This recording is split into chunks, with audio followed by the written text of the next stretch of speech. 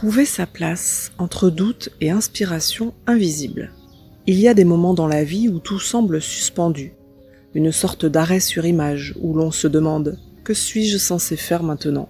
Cette sensation de vide teintée de doute peut être paralysante, mais elle porte en elle une vérité que nous oublions trop souvent.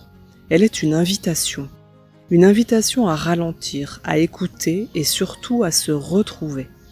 Nous allons explorer ensemble ce qui peut apparaître comme de l'inertie professionnelle et du manque d'engagement, ces moments où rien ne semble bouger, mais où tant se joue à l'intérieur.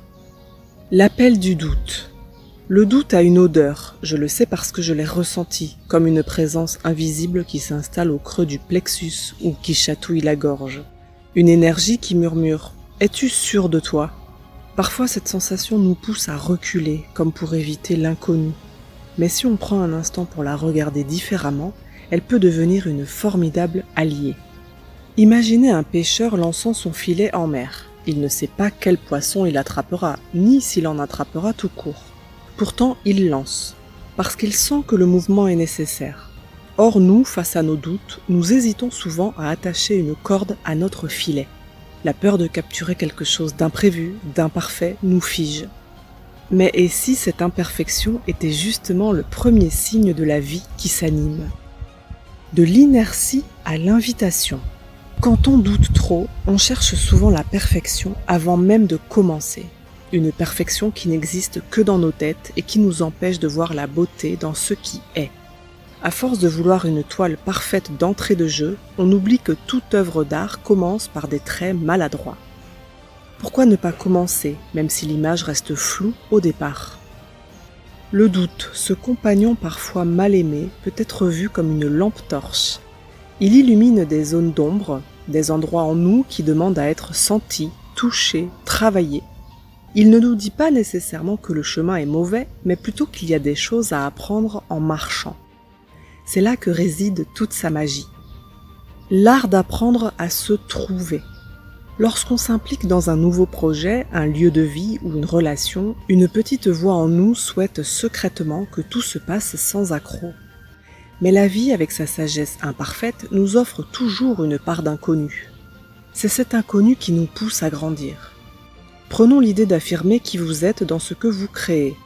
Que ce soit dans l'art ou dans le travail, il est naturel de vouloir plaire à tout le monde. Mais la vérité est ailleurs.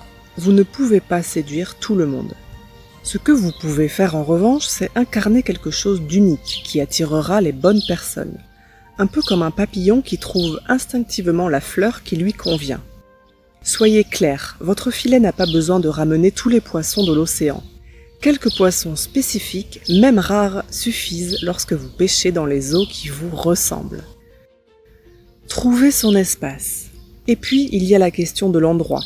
Où lancer ce filet ? Où poser vos valises, vos intentions, votre créativité ? Ce qu'on cherche à travers cet espace parfait n'est pas juste un lieu physique, mais un sentiment. Celui de s'aligner, de se sentir en phase. Mais écoutez bien, cet espace parfait que vous imaginez n'existe pas toujours en tant que tel. C'est plutôt vous qui le construisez, pierre après pierre, en choisissant d'habiter pleinement ce que vous vivez. Que ce soit un village perdu ou une grande ville, le vrai lieu de transformation est intérieur. Avancer, même imparfaitement. C'est là que réside la clé. Avancer, même avec des doutes, même en ayant l'impression de ne pas savoir. Ce n'est pas grave. Chaque pas, aussi petit soit-il, est une réponse que vous apportez à l'univers. Alors, osez. Laissez votre filet attraper quelques poissons, même si vous ne savez pas tout de suite quoi en faire. Voyez où ces chemins imparfaits vous mènent. Peut-être qu'en chemin, vous découvrirez que c'est l'imprévu qui fait finalement toute la beauté de l'aventure. N'oubliez jamais, dans vos doutes, dans vos tâtonnements, se cache déjà tout ce dont vous avez besoin pour avancer. Respirez, explorez et lancez-vous. Vous êtes déjà en chemin.